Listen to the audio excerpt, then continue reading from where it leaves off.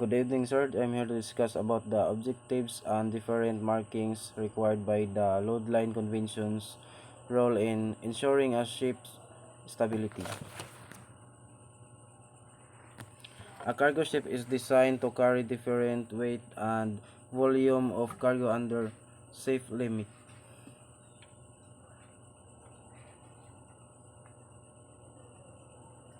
To avoid grounding and sinking of the vessel, the load line is a special marking positioned amidship which depicts the draft of the vessel and the maximum permitted limit in distinct types of water to which the ships can be loaded.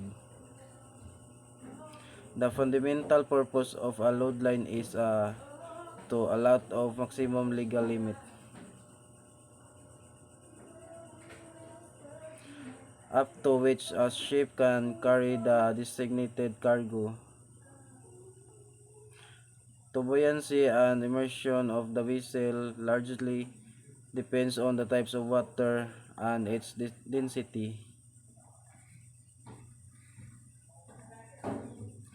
It is not practical to define the standard freeboard limit for the ship at all times. Hence, different geographical zones each will have different prescribed load line.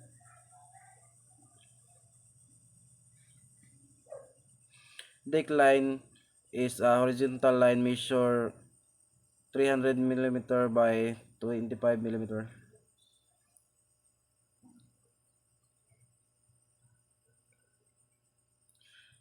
It passes through the upper surface of the freeboard. Load line this is 300 mm diameter and 25 mm thick around. Shape this it is intersected by a horizontal line. The upper edge of the horizontal line marks the somersault water line is also known as plimsoll line.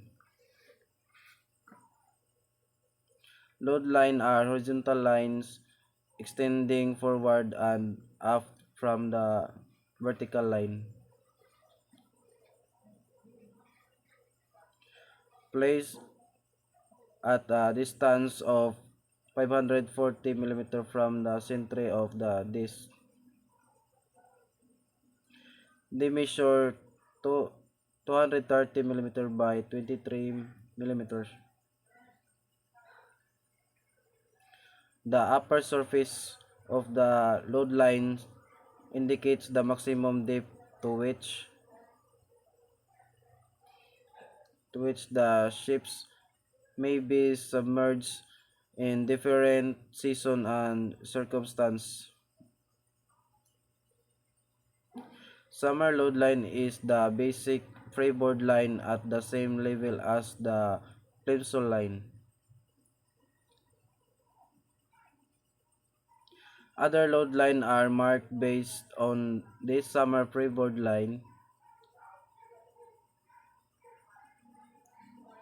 Tropical load line is 1 to 48 of summer draft marked above the summer load line. Winter load line is 1 over 48 of summer draft marked below the summer load line. Winter North Atlantic load line is marked 50 mm below the winter load line.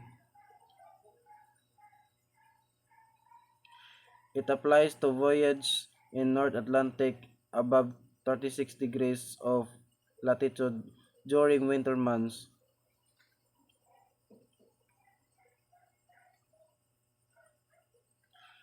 Freshwater load line is the summer freshwater line. The distance between summer and freshwater line is the freshwater allowance. Tropical freshwater load line is the freshwater load line in tropical. It is marked above the tropical line at an amount equal to fresh water allowance.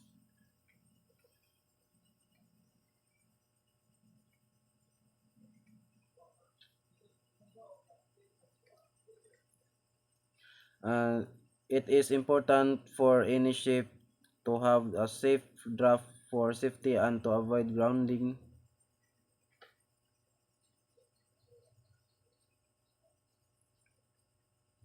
The draft can be measured vertical between the keel and the water line of the ship. If the ship is loaded with more cargo, the draft will increase. Load line is also helps in determining the freeboard of the ship,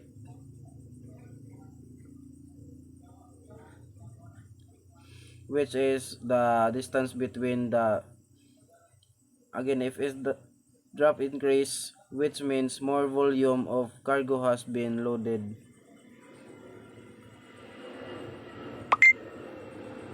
Loading to decrease in the freeboard. If the freeboard is reduced more than the required limit, it may sink the vessel.